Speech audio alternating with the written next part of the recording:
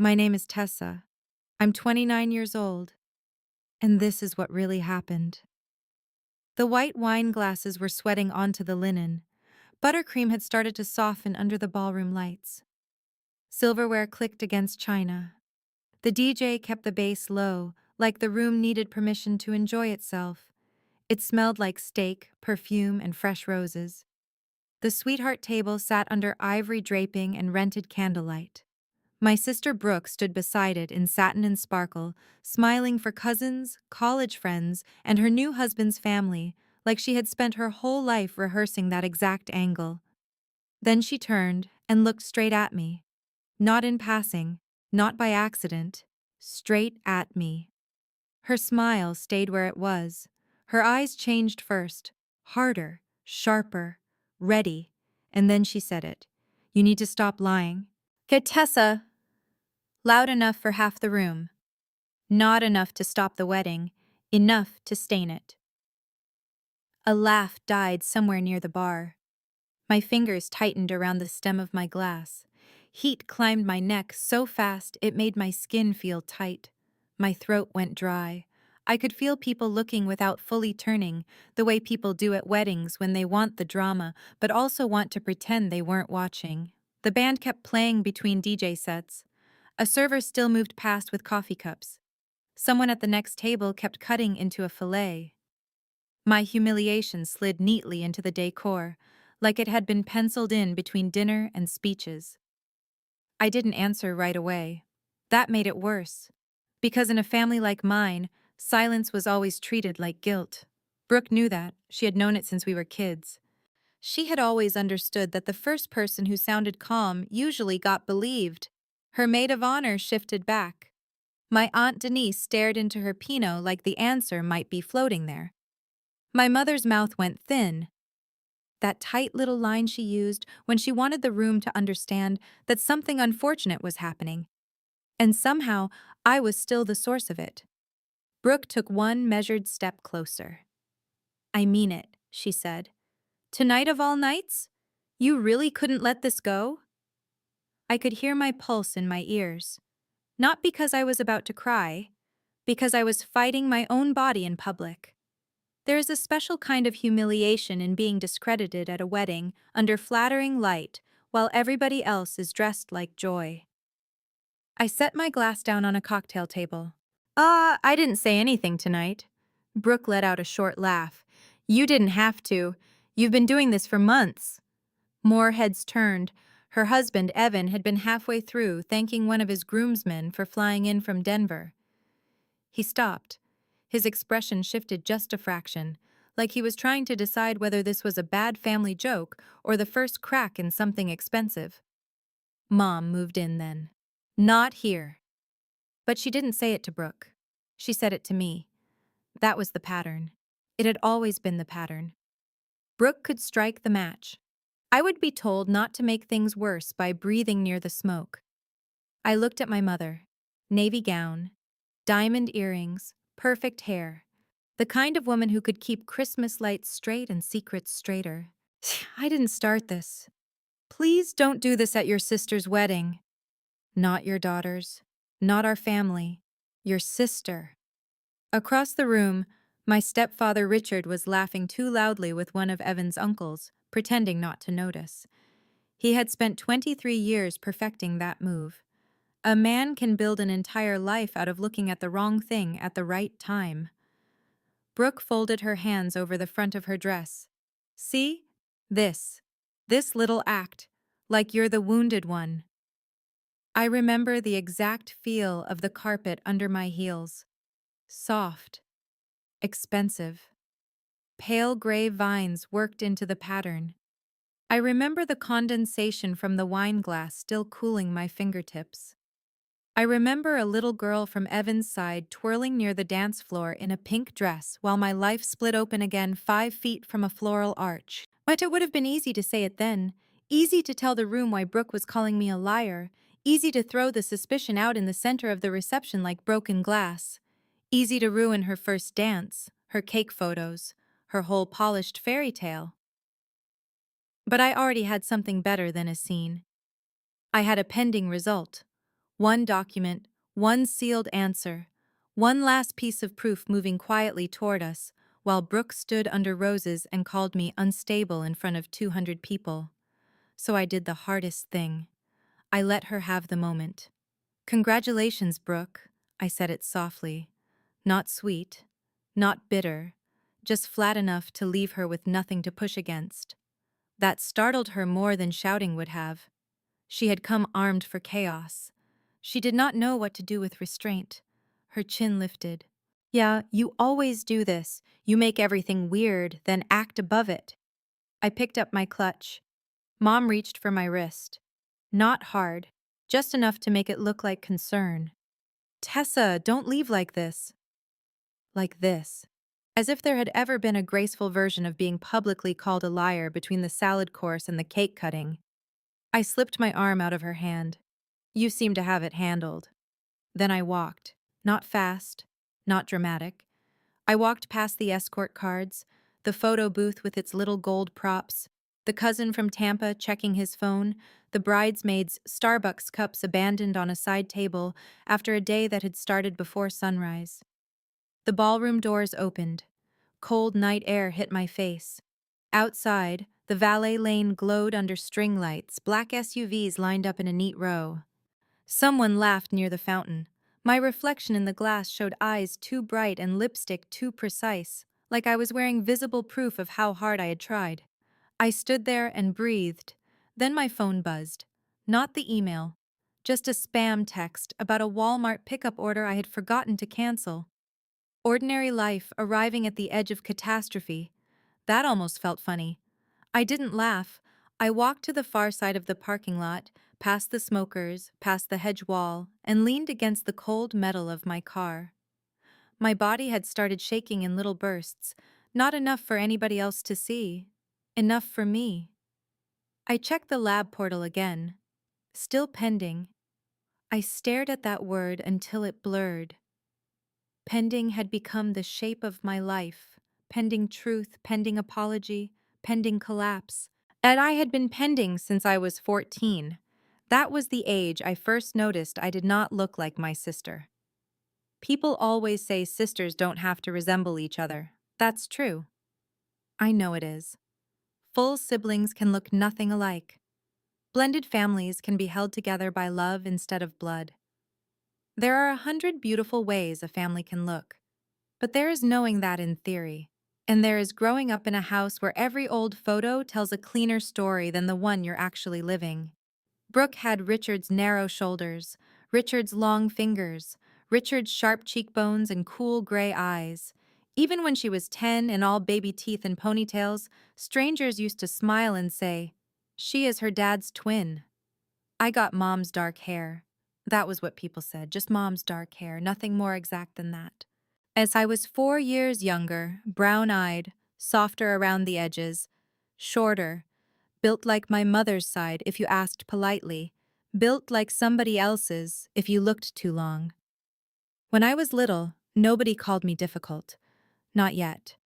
They called me sensitive, curious, intense, dramatic, bright, but too much. Those are starter words. The early packaging for a girl the family will later call unstable once she begins asking sharper questions. Brooke learned a different skill. She learned alignment. She learned which version of every story kept the peace. She knew when to laugh at Richard's jokes. She knew how to glance at Mom and immediately choose the safest side. She knew how to apologize without admitting anything. She knew how to sound reasonable before anybody else had finished feeling. I learned to notice. Dad, that is not a noble trait inside a family system built on selective silence. It is a dangerous one. People always say they value honesty. What they usually mean is they value honesty that arrives late, softly, and with no consequences. Our house in suburban Ohio sat inside one of those neat HOA neighborhoods with identical mailboxes and backyard fences exactly 6 feet high. On July 4th, Richard grilled burgers in cargo shorts and white sneakers. At Christmas, Mom wrapped gifts with color-coded ribbon and arranged matching stockings on the mantel like she was curating proof. We went to public school. We had Thanksgiving dinners with too many casseroles and football on too loud in the other room. We did yearly DMV misery, Saturday Target runs, arguments over the dishwasher, did complaints about gas prices and school forms and weather.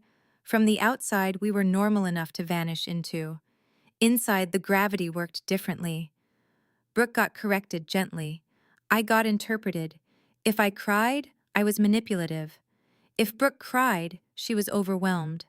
If I asked why Mom changed details in some old story, I was stirring things up. If Brooke repeated Mom's version, she was mature. By the time I was 16, I understood something ugly and useful. In my family, what mattered was not what happened. It was who narrated it first. The first time I felt that truth in my bones was a Thanksgiving when I was 15. The turkey had barely been carved. There were green beans with fried onions, canned cranberry sauce still holding the shape of the can, my Uncle Mark already halfway to his second beer.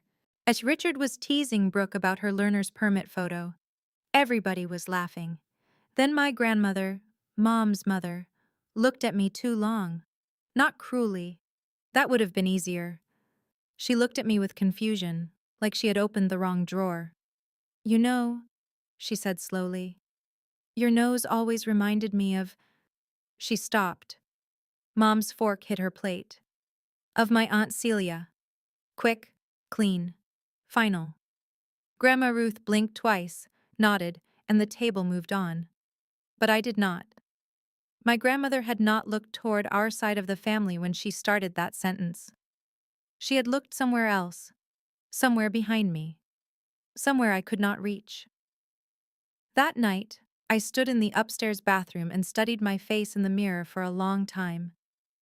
It is strange what a girl can feel before she has language for it. I didn't think, Richard isn't my father. I thought, there is a door in this house no one lets me touch. After that, I started collecting things.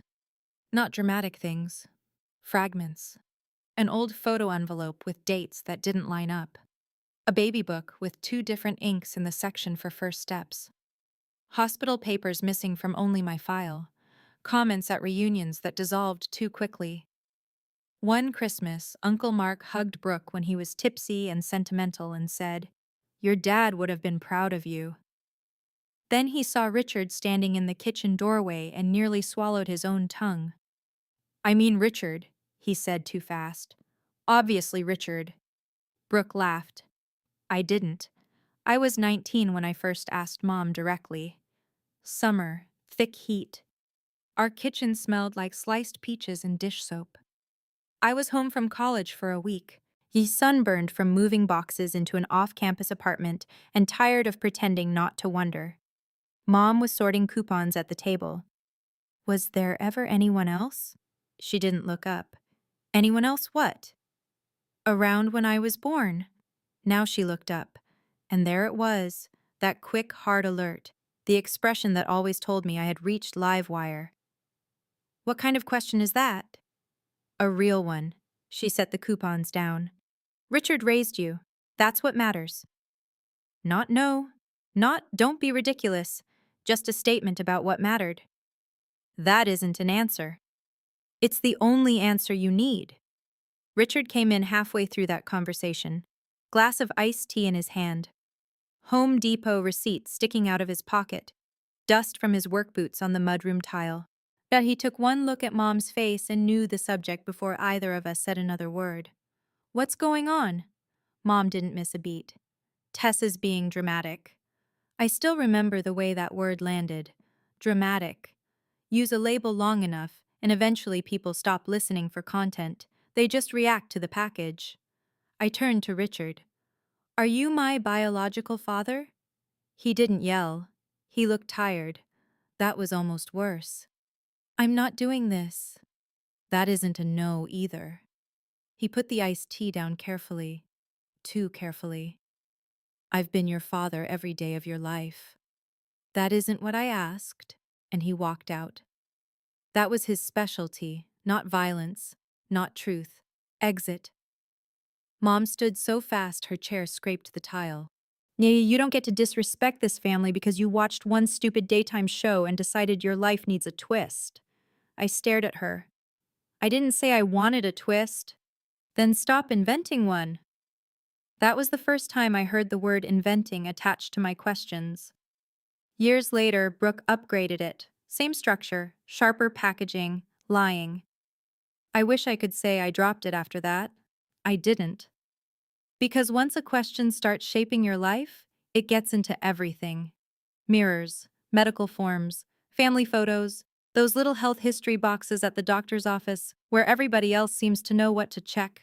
Paternal heart disease, paternal diabetes, paternal cancer history. I was filling in blanks with borrowed certainty. That does something to you, quietly, daily. I tried other routes. Just I asked Grandma Ruth again, but by then her memory had already started fraying.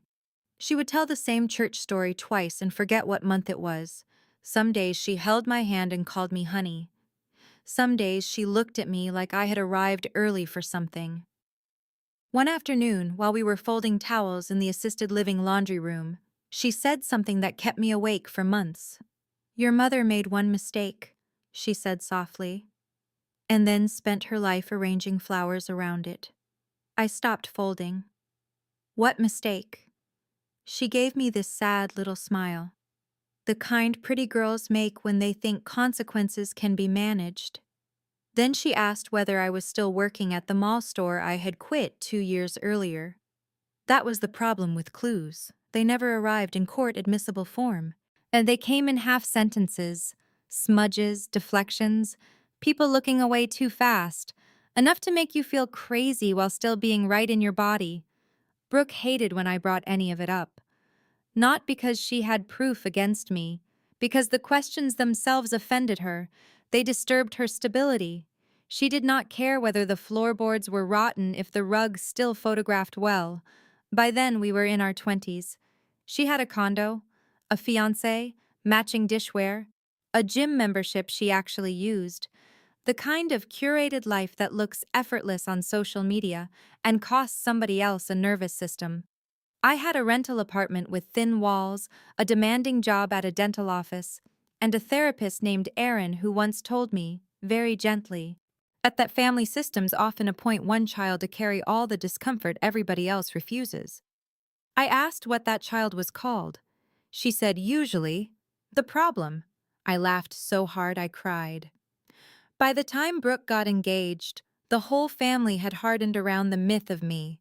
Not evil, not dangerous, just unreliable, too emotional, too suspicious, the one who always had an angle. That is how families survive their own dishonesty. They do not need to prove the truth wrong. They just need to make the person naming it look exhausting. The real shift came because of a stupid holiday photo. Christmas 2 years earlier. Mom had all of us lined up in front of the mantel while white lights blinked around fake pine garland. Richard in a red sweater, Brooke in cashmere, me in black because I was already tired. After the photos, Richard's sister Linda pulled me aside. She had wine breath, good earrings, and the restless honesty of someone recently divorced. People like that sometimes stop protecting old lies because they no longer have the energy to keep performing loyalty. "You look more like Daniel every year," she said. I stared at her. "Who's Daniel?" She froze. Actually froze. One hand on her clutch, mouth slightly open. Eyes flicking toward the living room where Mom was telling my cousin to stand straighter. Then she recovered. Too late. "Nobody. I meant your grandfather." My grandfather's name was Harold. She smiled the way people smile when they realize they just stepped into traffic. "I've had too much wine," and she walked away. That was the hinge. Not because I had proof, because I finally had a name. Daniel. But I searched everything I could. Old yearbooks, public records, Facebook, newspaper archives, county databases. Desperate people become very good researchers. 3 nights later, I found him. Daniel Mercer, 62. Lived 25 minutes from the town where my mother grew up. Same graduating class as her. Former baseball player. Owned a heating and air company until he sold it. Divorced. 2 sons. And eyes the same color as mine. Brown. Deep set. Sad. I sat on my apartment floor with my laptop glowing in the dark and a pile of opened mail around me and felt the air leave my lungs. Not because I knew. Because suddenly I could imagine the shape of knowing. I did not contact him. Not then. I went to Mom first. I gave her a chance she had never given me. I drove to her house on a Tuesday. The driveway still had chalk marks from one of the neighbor kids. The kitchen smelled like lemon cleaner and roasted chicken. A Costco pack of bottled water sat by the pantry like a suburban altar. I put the printout on the table.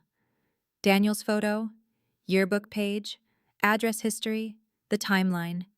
Mom looked at it, then at me, then at it again. You can tell a lot from how long someone takes before speaking. Mom took too long. You have lost your mind. Have I?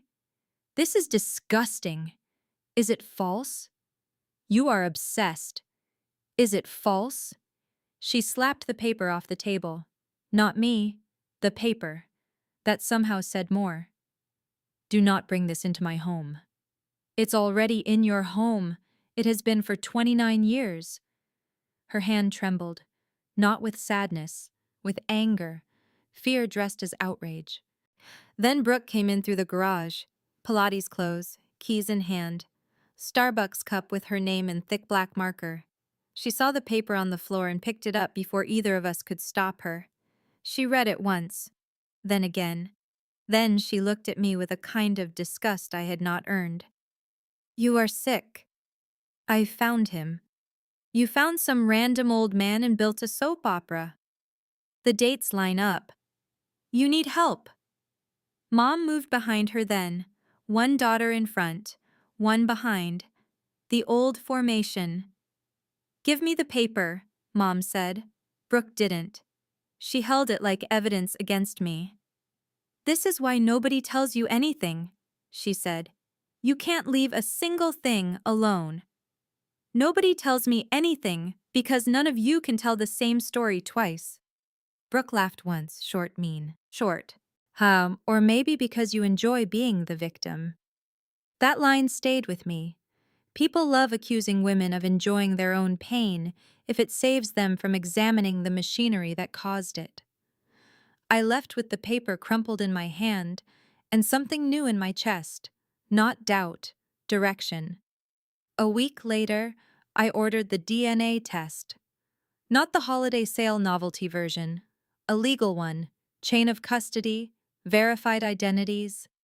The kind a family court attorney would not laugh out of the room. I paid extra because I was done being called imaginative. I was done bringing feelings to a document fight. One kit came to me. The other had to go somewhere else. That part took nerve. And luck. Luck arrived through Aunt Linda. She called me 3 weeks after that kitchen scene. Late, half crying, half apologizing, So people who helped hold a lie together often wait until midnight to develop a conscience. I shouldn't be calling. Then why are you? Because your mother is panicking. I sat up in bed. About Daniel? Silence. That was answer number 1. Then she exhaled. Your mother was engaged to somebody else when she met Richard. My whole body went still. Daniel. Yes. Did he know about me? I don't know. Did Richard? Not at first. I closed my eyes. Outside my apartment, somebody was arguing in the parking lot over a tow warning. Inside, I was hearing the foundation crack. Brooke? Brooke is Richard's. There it was. The axis. Not full sisters, not the same father, same mother. Different lives born from one decision nobody could stand to revisit. Why was I the liar? And then? Aunt Linda started crying for real. Because if you were right, Your mother would have to admit she let Richard raise another man's child without telling him until after the wedding. And Brooke, she broke off. Brooke built too much of herself on being the real daughter. The real daughter. That phrase cut clean, as if I had always sensed the category without ever hearing it spoken aloud. I pressed my hand over my mouth. Does Daniel know? I think he suspected once, years ago. Then your mother shut it down. Can you help me? She did not answer immediately. Then she said very quietly, He's had health issues. He might say yes. That is how the second test happened, not with a dramatic reunion, not with music swelling in the background. Aunt Linda contacted Daniel first. And he agreed to a legal sample on one condition: nobody would use his name publicly until he had the results too. He was 62, had an adult family, and did not want his entire life detonated because my mother had spent 3 decades curating appearances like centerpieces. I respected that. The samples were collected at 2 separate offices with a notary present, mine in Columbus, his in Dayton. The confirmation email included a case number. I saved the screenshot in 3 places: phone, laptop, printed copy in my desk drawer under my lease and social security card. I was done relying on memory around people who weaponized tone. Then came the waiting. If you have never waited for DNA results that could rewrite your life, be grateful. It is like standing in a DMV line inside your bloodstream. Everything becomes symbolic. A delayed email feels personal. A spam call feels mocking. A perfectly normal Thursday feels insulting because the world keeps being ordinary while yours is deciding what to call itself. I stopped discussing it with the family. That was another thing Brooke hated. Once I stopped chasing them with questions, she lost the ability to keep winning those small public arguments. She texted twice. Both messages sounded performative. Please stop dragging random people into your fantasy. You need to let Mom live. I ignored both. Then her wedding invitation arrived. Cream card stock, embossed initials, venue map, registry link. I almost laughed at the bath towels. A person can be publicly erased and still be expected to buy a KitchenAid attachment. Mom called 2 days later. I want 1 day without your issues hanging over it. Then you should have told the truth before she picked a florist. You are cruel. No, I'm late. She hung up. I considered not going. My therapist asked whether attending would honor me or injure me. Good question. Terrible timing. Because families like mine train you to confuse attendance with goodness. In the end, I went for one reason. I refused to let them write me out before the document arrived. So I bought a dark green dress on sale, got my hair done, and drove to the venue with my stomach pulled tight as wire. During the ceremony, Brooke looked radiant. Evan looked earnest. Mom cried at the right points. Richard stood like a man at the edge of a cliff he had agreed not to look over. I kept wondering what he knew now, whether Mom had told him anything, as to whether he had pieced it together from her panic, the calls, the test, whether years had turned suspicion into something mushy enough to live with, or whether he was still walking around inside the last durable lie of his life. At cocktail hour, my cousin Haley cornered me near the raw bar. Brooke says you've been harassing Mom. Did she use the word harassing? Haley shrugged. She said you're making things up again. I smiled without warmth. Again is doing a lot of work there. Haley looked embarrassed. Good. What nobody understood was that Brooke did not choose the wedding for her public attack by accident. She needed witnesses. Marriage changes how stories settle. It gives them fresh varnish, new in-laws, new circles, a new last name. She wanted me fixed in place before truth had a chance to move. If I became unstable at her wedding, I would stay unstable in every retelling after. If I became jealous, bitter, dramatic, Then any future revelation could be folded back into the story she launched under fairy lights. Tessa always wanted attention. That is why she did it there. Not in private, not months earlier when it was riskier. She saved it for the one day when social pressure could do half the work for her. And for one awful minute, it worked. When she called me a liar beside the sweetheart table, I could feel the label spreading.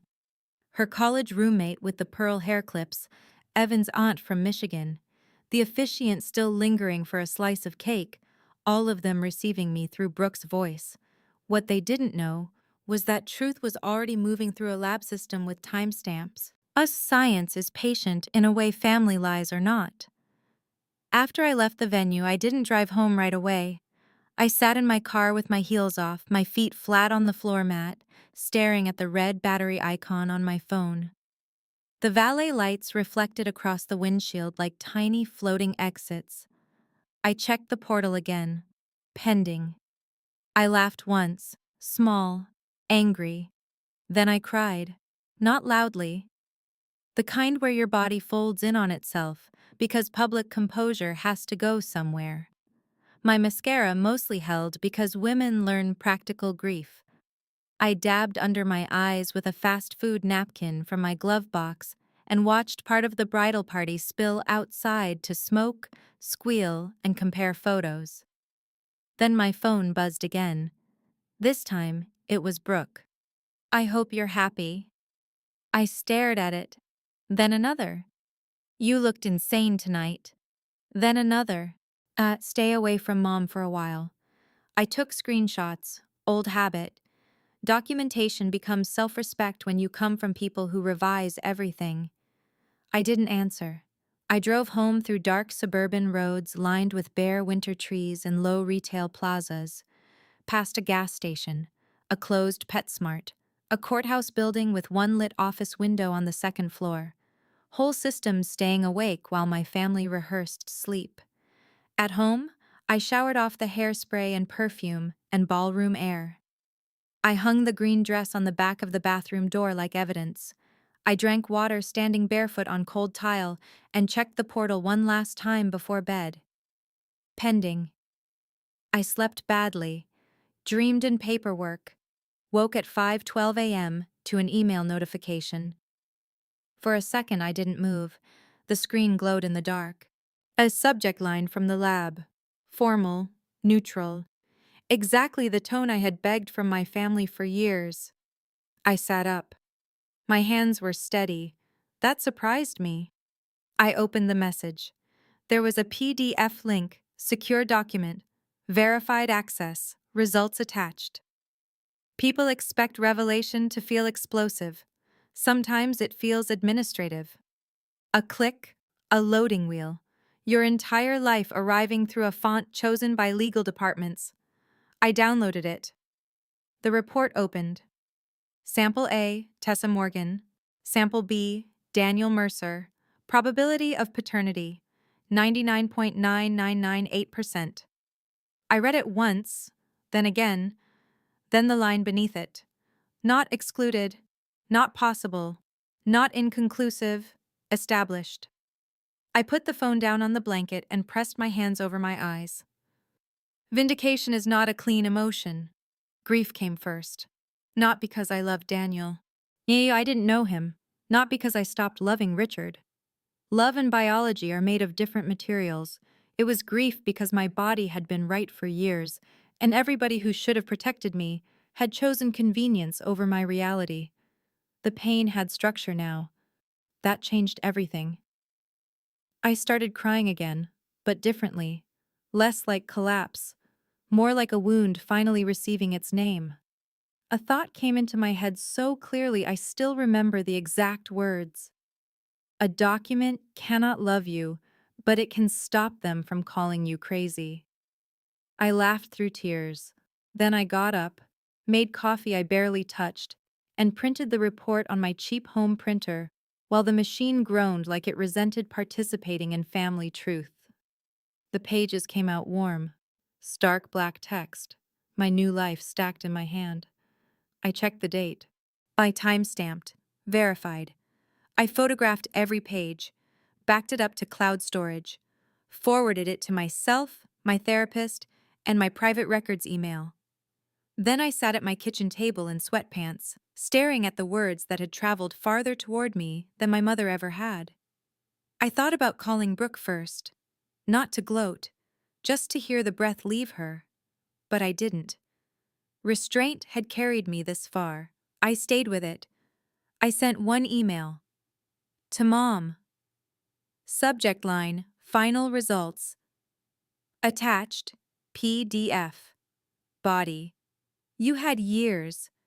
I had to go to a lab. Then I waited. 7 minutes later, she called. I let it ring. Once, twice, 3 times. Then I answered. She was breathing too fast. "Sio, where did you get this?" "The same place I told you I was getting it." "You had no right." "I had every right." "You don't understand what you've done." That one almost made me smile. "I understand exactly what I did. I asked a question nobody would answer." Her voice dropped then, that low, private management tone she always used when she wanted to turn catastrophe back into a family matter no one else was allowed to define. "We need to discuss this as a family. We've had 29 years to do that. Do not send this to Brooke." "Why?" "Because today is her first morning as a married woman." I looked down at the report in my hand. Yesterday she called me a liar in front of half her guest list. She was upset. No, she was strategic. Silence. Then she said it. "Richard doesn't know." I closed my eyes. Yet there it was. The final rotten beam. He still doesn't know? Not officially. Officially. I need time. Time is what you had before I was born. She started crying then. Real crying, maybe. Useful crying, maybe. After a lifetime with my mother, I no longer confuse sound with accountability. Please. That word landed late. I am not your cleanup crew. And I hung up. 12 minutes later, Richard called. That shook me more than Mom's call had. He and I had not been close in years, but I knew his habits. He did not call when emotion was involved unless the structure around him had already started falling.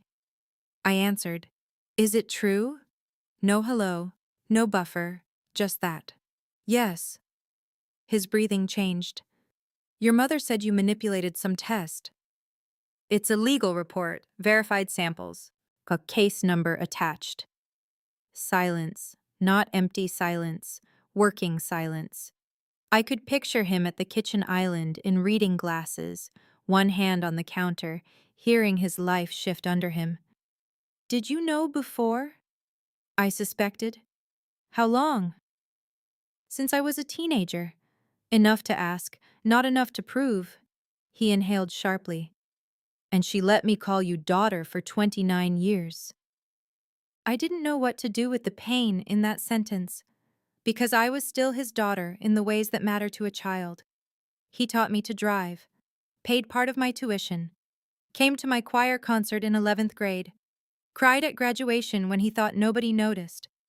People can be deceived and still have loved honestly. I never asked you to stop." He made a sound then, low, broken. "Did Brooke know?" "She knew what I suspected. She called me a liar about it yesterday." Another silence. Then flat and immediate. "Send it to me." I did. At 8:14 a.m., at 8:19, he wrote back one line. "Do not contact your mother today." That was the first protective thing he had said to me in years. By noon, the family had started splitting. Aunt Linda texted 3 praying hands, and "I'm sorry." Cousin Haley called twice, then sent, "What is happening?" Uncle Mark sent nothing. Brooke finally texted at 1:06. "What did you do?" I looked at that message for a long time, not because I didn't have an answer, because of how perfect the question was. What did you do? Not what did Mom do? Not is it true? Not how long did you know? In families like mine, The person who uncovers the body is always treated like the killer. I wrote back, I asked a laboratory, and she called immediately.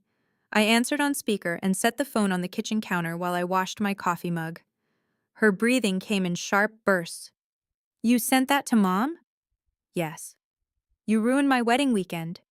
No, I ruined your timing. You selfish, bitter, careful. This changes nothing. That told me everything. Some people hear truth and immediately start bargaining with reality. It changes the entire story. You still had no right to drag this out now. You mean, after you called me a liar in public? She stopped for a second, then colder. Because you were acting like one. Science disagrees. Her voice cracked then, not with guilt, with panic. Do you understand what people will think? Evan's family? His parents were at the reception. Yeah, his aunt heard you. I didn't say a word at the reception. You didn't have to. You always make people uncomfortable. I dried the mug, set it upside down on the rack. Discomfort is not abuse, Brooke. Sometimes it's just the cost of truth. She made a sound like she might throw the phone. You wanted this. You always wanted to prove you were separate from us.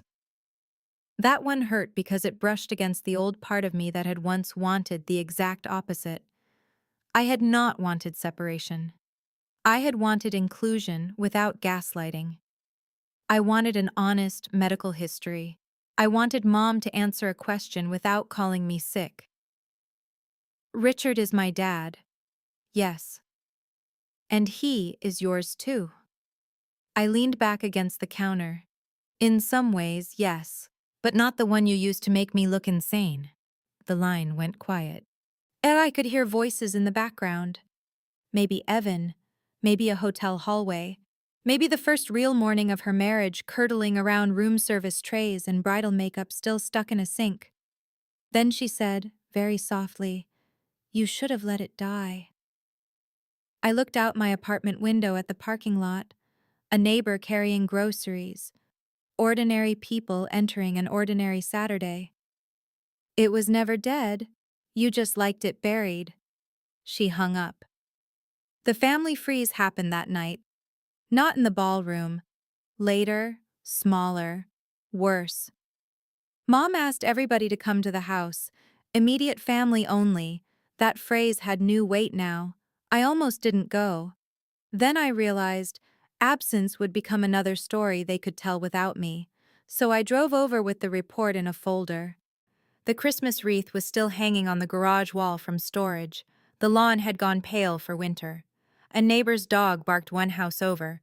The same home that had held all our staged holidays now looked like a set after the actors leave. Inside, the kitchen lights were too bright. Mom stood at the island in a cream sweater, hands clasped so tightly her knuckles were white. Richard was at the far end near the sink. Brooke sat on a stool, still in expensive white sweats from some bridal brunch, makeup gone, wedding ring bright on her hand like proof of a life already contaminated. Evan was there too. That surprised me. He looked wrecked in a quiet Midwestern way. Straight posture, blank eyes. The face of a man realizing he had married into architecture built on concealed rot. Nobody offered me water. Nobody said hello. But I set the folder on the counter. Mom spoke first. This should have stayed private. I almost laughed. You mean like my paternity? Richard flinched. Brooke stared at the granite. Still, completely still. That was the most unsettling part.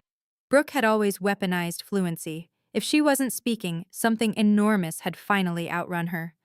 Mom looked at Evan. You don't need to be here for this. He answered without looking at her. I think I do. Good. For once, an audience I had not chosen. Mom drew in a breath. I was young. There it was, the opening hymn of women who confuse context with absolution. Daniel and I were engaged. We hit a rough patch. Richard and I were seeing each other. I found out I was pregnant. I thought... Richard cut in. You knew. His voice was low. Dead low, not loud. She much more dangerous. Mom looked at him and still tried to shape it. I wasn't sure at first. You told me she was mine. I needed stability. Richard let out one short laugh. It sounded like something cracking in cold weather. So you handed me a baby and called it stability. Evan sat down slowly. Brooke finally lifted her head. Mom. Just that. One word. But it carried disgust, fear, and little girl grief all at once. It sounded younger than she had in that wedding dress. That shook me more than if she had screamed. Mom started crying again. I loved both of you. I did what I had to do. No, I said. You did what kept you admired. Her eyes flashed to me. You think you're innocent in this? You did this out of spite. There was the old move, reassign motive. If the facts cannot be killed, they stain the reason they were uncovered. I opened the folder and slid the report across the island. Read the top line again. Brooke looked at it first. She didn't touch it, just read. Her face changed in tiny increments. Mouth first, then jaw, then shoulders. Like watching a building realize the ground under it had been mislabeled on every map. Evan leaned in. Richard didn't have to. He had already read it. Mom refused to look. Richard reached over and turned the pages toward her with a flat hand. Read it. She shook her head. Read it, Claire. That might have been the first time in my adult life I heard him use her first name like that. No softness, no husband performance, just a man standing inside the wreckage of his own biography. She read it, and nobody moved, not for several seconds. Not because there was no sound. The refrigerator still hummed, the dishwasher still clicked through its drying cycle. A car passed outside. Life kept moving. But inside that kitchen, the family myth finally had nowhere left to stand. Brooke spoke without looking at me, so I said that to her yesterday, knowing this was possible. Evan closed his eyes. Mom started to say her name. Brooke lifted a hand. No. Sharper this time. Not at me. At Mom. Then she turned and looked at me. Actually looked. I had imagined that moment for years. Thought I would feel triumphant, vindicated, huge. I didn't. I felt tired and very, very clear. You were telling the truth, she said. Some sentences arrive too late to fix anything. They still matter because they stop the old machine. I nodded once. Yes. And I called you a liar in front of everyone. Yes. Mom tried to step in again. Brooke, sweetheart, you didn't know. Brooke turned on her. I knew enough. That landed. Richard sat down then, slowly, like age had found him in 10 minutes. He looked at me in a way he had not in years. Not evasive, not managerial, human. Did you ever hate me? I wasn't prepared for that. I took a breath. No, I hated being dismissed. He nodded and looked at his hands, the same long hands Brooke had inherited, mine nowhere in that line. Evan finally spoke. Is this why she kept saying people in your family treat her like she's unstable? Nobody answered him. The answer was everywhere. On the fridge magnets, in the scratched hardwood by the pantry, in every Thanksgiving seat assignment, in every Christmas photo, and in every time my mother told me not to ruin the mood by asking for coherence. Brooke's voice got smaller. I thought she wanted to embarrass us. Because admitting I might be right would have embarrassed you more. She didn't fight that. For the first time in our lives, she did not fight the accurate sentence. Mom still tried. We can get through this. I looked at her. Who is we? Her face collapsed a little. I am still your mother. That one hurt, because it was true, and still insufficient. Here is something I learned too late. Love without honesty becomes housekeeping. It keeps the surfaces clean while the structure rots. Richard stood and went to the drawer by the phone. The old utility drawer. Pens. Takeout menus. Batteries. Random keys. Warranty cards, rubber bands. He took out a yellow envelope. He set it on the counter. Looked at Mom. How long were you going to keep this? My stomach dropped. Mom went pale. He slid the envelope toward me. Inside were two old letters. One from Daniel, one from my mother. His was dated 30 years earlier. Hers was written on floral stationery. His asked whether the baby was his. Hers told him never to contact her again. I looked up so fast my vision blurred. You had these? Richard's face barely moved. I found them when we moved into this house. She told me Daniel was unstable and obsessed. I believed her. Mom sank onto a stool like gravity had finally become personal. Brooke covered her mouth. Evan swore under his breath. I read Daniel's letter once, then again. He had asked for a test. He had offered support. Sigh, and in careful, blocky handwriting he had written, I do not want to intrude where I am not wanted, but I also do not want to spend the rest of my life wondering whether I have a daughter. My hands shook around the page. 30 years. 30 years of a man wondering. 30 years of a girl being called dramatic for noticing missing pieces. Mom whispered, I was scared. You were controlling. I was protecting my family. You were protecting your image. She started to deny it, then stopped. Maybe because every available witness had finally reached saturation. Brooke slid off the stool, not gracefully, like her knees had changed their minds. She walked toward the sink, stopped halfway, and turned back to me with a face I had never seen on her before. Not pretty, not composed, human. Oh, I'm sorry. I believed she meant it. That did not make it enough. I know you are, she cried then, quietly, not for show. Her wedding ring flashed while she wiped at her face. I did not go to her. Compassion and access are not the same thing. Evan stood up too. We're leaving. Brooke looked at him. Not because of her, he said, nodding toward me. Because I need to understand what kind of people I married into. That sentence cut across the kitchen cleaner than anything else that night.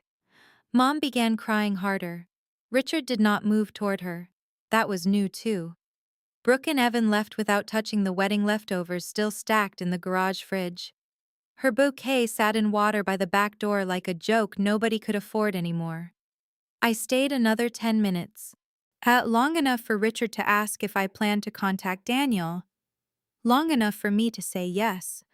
Long enough for Mom to ask whether I really had to tell anyone else. You mean the people who already heard Brooke call me a liar?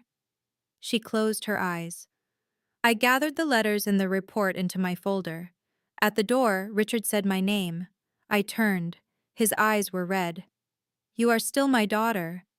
It is possible for a sentence to heal and fail at the same time. I nodded. You should have acted like it sooner.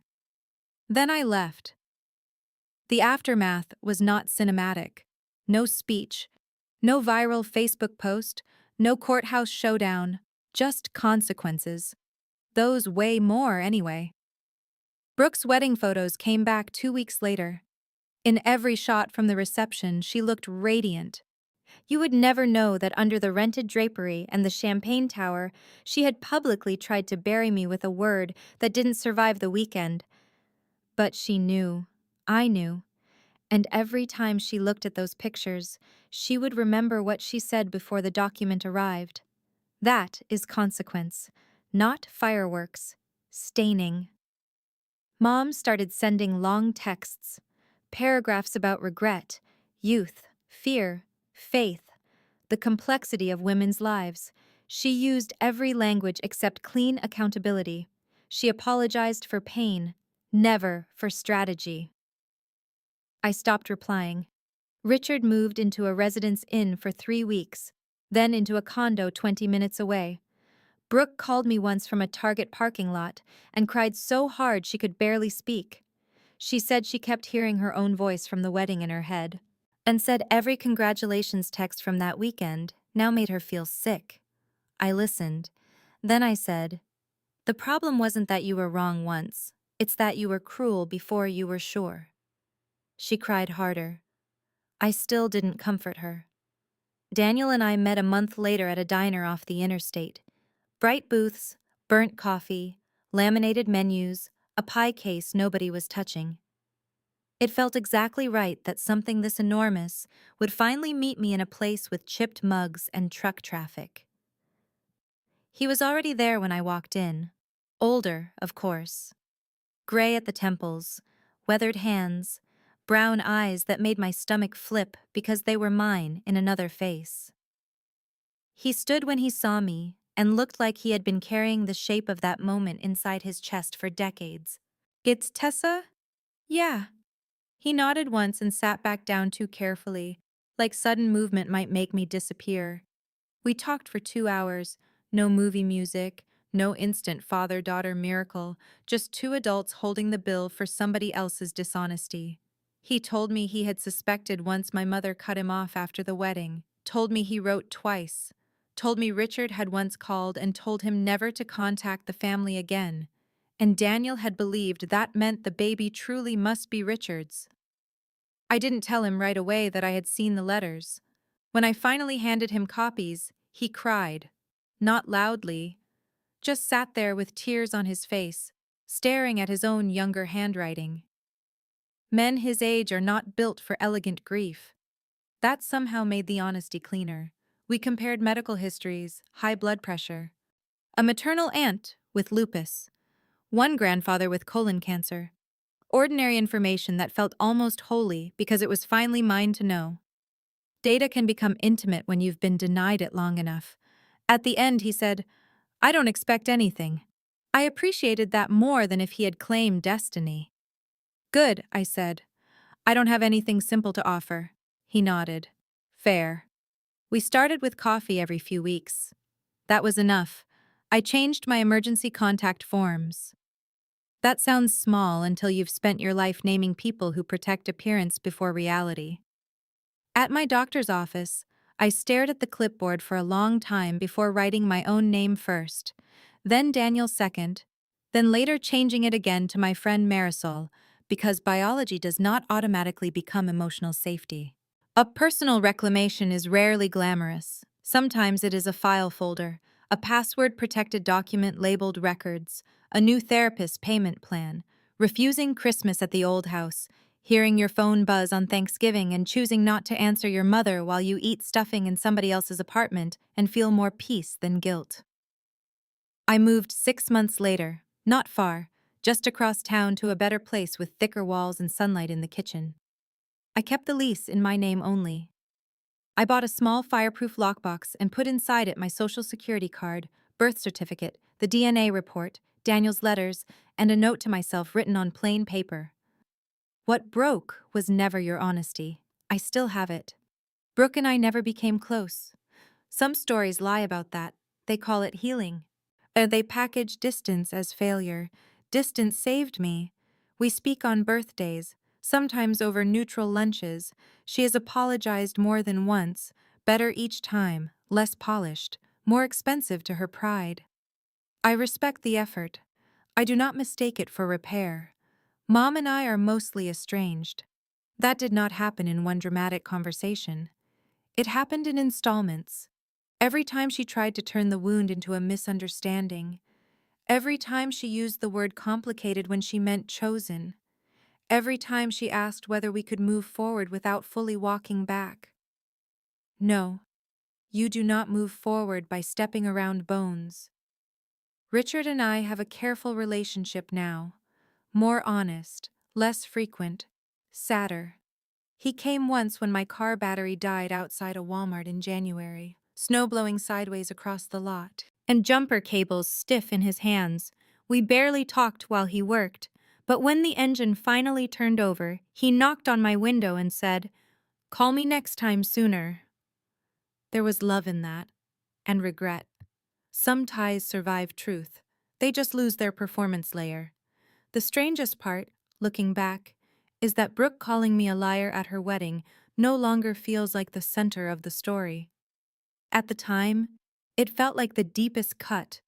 Now it feels like the final display of a system that had been functioning exactly as designed for years. Brooke needed me unbelievable because her whole identity was sitting on the opposite claim. Mom needed me dramatic because drama is easier to dismiss than evidence. Richard needed me quiet because his life required certain absences to stay bearable. I was never the problem, and I was the interruption. People throw neat lines around online like confetti. Some have to be earned. Here are mine. The lie did not protect the family, it protected the people benefiting from it. Being right did not heal me. Being dismissed had done too much damage for that. But being right gave my pain edges, and edges are useful when you are trying to stop bleeding. And this one mattered most. A woman does not become dangerous when she asks the forbidden question. She becomes inconvenient to the people living off the answer. A year after the wedding, Brooke asked me to dinner. Just us. Small Italian place. Red check napkins. Too much garlic. She looked older, not in her face, but in the way she held it. Marriage will do that. So will the collapse of inherited certainty. Yet halfway through the meal, she said something I had needed without realizing it. I think Mom taught me that love meant defending the story. I put my fork down. Yeah. Brooke stared at her water glass. I thought if I admitted you might be right, everything would come apart. It did. She let out a sad little laugh. Yeah. Then she looked up. But I also think it was already apart. We were just standing in the pretty version. That was the closest either of us ever came to sounding like sisters in the same language. When the check came, she reached for it automatically. I stopped her. Split it. She nodded. We did. There was something honest in that, too. No rescuing, no one owing. Just two women paying for the meal in front of them, instead of pretending somebody else would absorb the cost. The wedding venue closed last year. New ownership, renovation, different branding.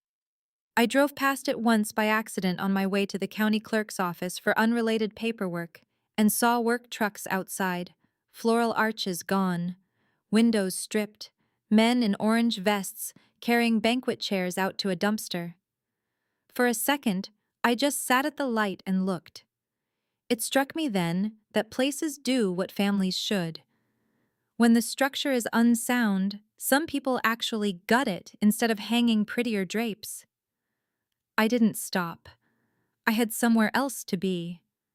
That is the real ending, I think. Not that they froze. They did. The family myth stopped breathing in that kitchen under bright lights and humming appliances. Brooke's face emptied out. Richard sat down like a man whose shadow had changed shape. Mom finally hit the limit of performance, as Evan saw clearly what he had married into. But that was not the triumph. The triumph was quieter. It was me no longer needing their permission to understand my own life.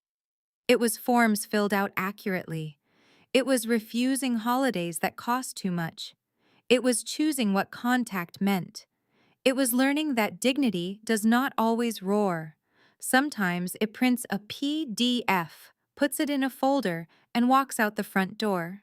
Brooke called me a liar at her wedding because she thought one sentence could lock me back into the role they had built for me. She was wrong. One sentence damaged me. One document destroyed the lie.